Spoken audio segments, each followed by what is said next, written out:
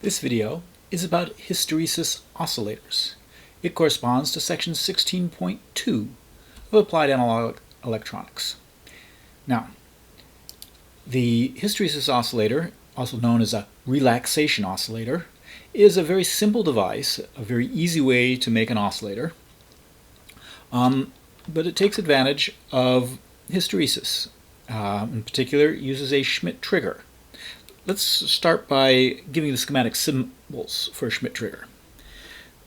Basic notion is that it's a digital amplifier, and we draw a little hysteresis symbol in it to indicate that this is not just a simple threshold device, but that it's got two thresholds.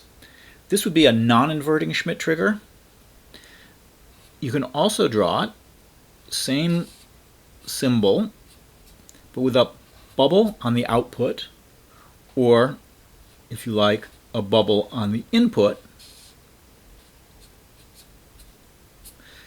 to indicate an inverting Schmitt trigger. And the bubble is known as an inversion bubble. It's just to indicate that the output has the opposite meaning as the input. So if the input comes in high, the output's going to be low. If the input comes in low, the output's going to be high. And the device that we use in this class, the 74HC14N, is an example of an inverting Schmitt trigger. Now, there are some other devices that sometimes students get confused by because they exist in Schematic, but they're not ones we use. They look kind of the same, might be inverting or non-inverting, but they have an extra input on the side. That's an enable input. And what it's used for is to control these devices so that the output's actually got three possible states. It can be a 0, it can be a 1, or it can be a high impedance state where it's not putting anything on that wire, and something else can write something onto the wire. So that these get used a lot when you have a wire that's shared by many different devices, only one of which gets to talk at a time on the wire. The enable basically says, you get to talk now.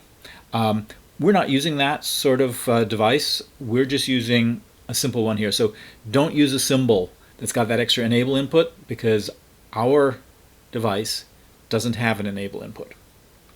Okay, that's the basic schematic symbol for the Schmitt trigger that we're using, the inverting Schmitt trigger. What's the circuit we're going to use for making an oscillator, and how does it work? Well, we're going to start with one of these inverting Schmitt triggers, and we're going to provide feedback through a resistor back to the input. And we're also going to provide a capacitor at the input down to ground. That's our entire circuit. We've got a resistor, a capacitor, and an inverting Schmitt trigger. What does it do? How does it work? Well, this thing starts out in some state.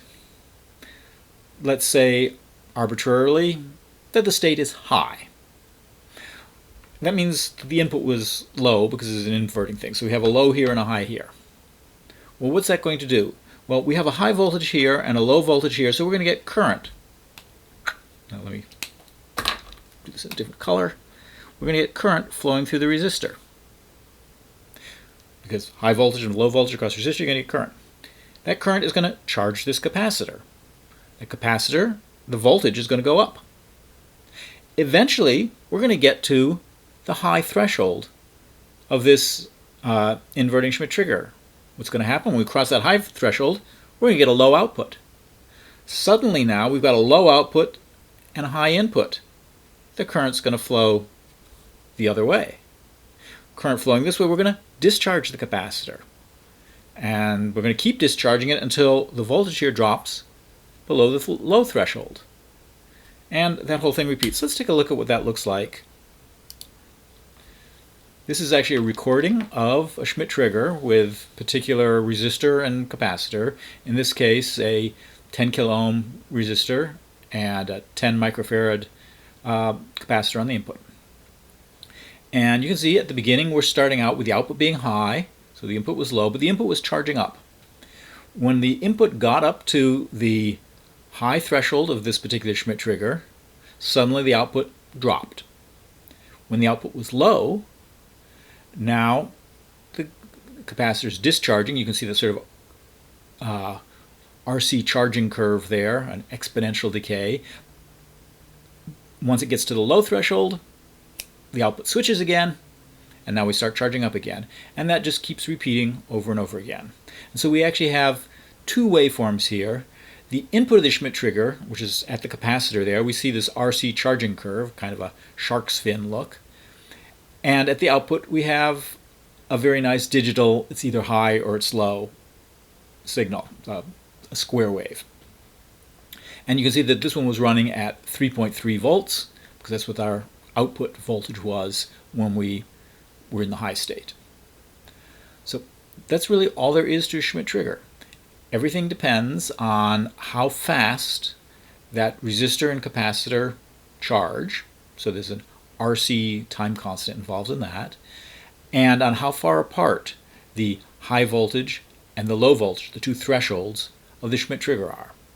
So we'll look in a subsequent video at how you can compute, or estimate at least, the frequency or period of one of these oscillators.